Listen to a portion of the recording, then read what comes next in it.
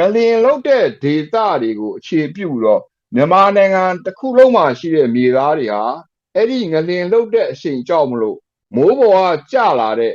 မိုးရေတွေဟာမြေကြီးတွေကိုမဆင်းနိုင်ပဲနဲ့ငကိုရရှိတဲ့ရေစီးဂလိုင်လေးတွေကငလျင်ကြောက်မလို့ပိတ်ဆို့မှုဖြစ်ပြီးတော့မိုးရွာလို့ရှိရင်ခဏဒဲနဲ့အဲ့ဒီအပေါက်တွေပိတ်ပြီးတဲ့အခါမှာမကြခင်မှာမြေပြင်ပေါ်ကိုပြန်တက်လာပြီးတော့ကျလာတဲ့မိုးအားလုံးဟာ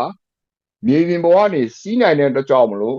ဒီနှစ်မှာတော့ကျွန်တော်တို့အထူးသတိထားဖို့လိုပါတယ်။ဘာကြောင့်လဲဆိုတော့ကျွန်တော်တို့ဒီနှစ်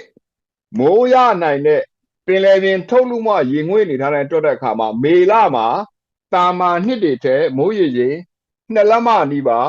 ပိုရနာတွေ့ရပါတယ်။ဇွန်လထဲမှာဆိုလို့ရှိရင်တာမန်ထက်မိုးနှင်းငယ်ပိုရနာတွေ့ရပါတယ်။ဒီထဲမှာမှ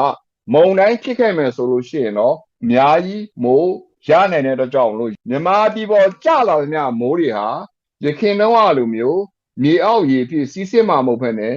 မြေပေါ်ရေစီးကြောင်းအဖြစ်စီးဆင်းနိုင်တာဆိုလို့ရှိရင်ကျွန်တော်တို့အတွက်အာဏာရှိနိုင်ပါတယ်အဲ့ဒီအတွက်ကြောင့်မလို့ကျွန်တော်တို့ကြိုတင်သတိပေးပါတယ်ကြိုတင်ပြင်ဆင်ထားပါဥပမာအဖြစ်မြေမြုပ်မှာရွာတယ်မှုဟာအနည်းငယ်ပါပဲဒါပေမဲ့မြေအောက်ကိုဆက်လက်စီးဆင်းနိုင်ခြင်းမရှိတော့တဲ့ကြောင့်မလို့မြေပေါ်ကနေပြီးတော့ကြီးကြီးမားမားစီးဆင်းသွားတာတွေ့ရပါတယ်ကံကောင်းတာကတရက်2ရက်တည်းမိုးရွာလို့အဲ့လိုစီတာပါအခုလာမဲ့10ရက်ကလိုမျိုးဆက်တိုက်မိုးရွာမှာဆိုလို့ရှိရင်တော့အဲ့လိုဒေသတွေဟာကျွန်တော်တို့အားလုံးရေဘေးဒုက္ခတွေအဖြစ်ကိုရောက်သွားနိုင်တဲ့အတွက်ကြောင့်မလို့ကြိုတင်ပြင်ဆင်ဖို့ကျွန်တော်တို့သတိပေးပါတယ်